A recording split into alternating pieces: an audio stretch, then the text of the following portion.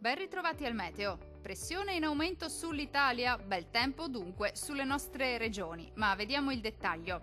Sul Veneto ampio soleggiamento ovunque, specie al mattino, ma dal pomeriggio non si esclude qualche breve acquazzone di calore sui monti. Altrove invece si manterrà buono, con cielo sereno o al massimo poco nuvoloso un po' su tutti i settori.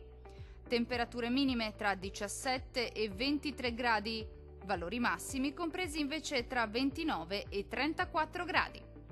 Spostiamoci ora a vedere che tempo farà sul Friuli Venezia Giulia. Poche novità anche sulla nostra regione, il tempo sarà in prevalenza asciutto e stabile, con ampio soleggiamento al mattino, poi qualche rovescio sulle Alpi, ma generalmente di breve durata. Temperature minime tra 20 e 23 gradi, valori massimi oscillanti invece tra 31 e 33 gradi circa.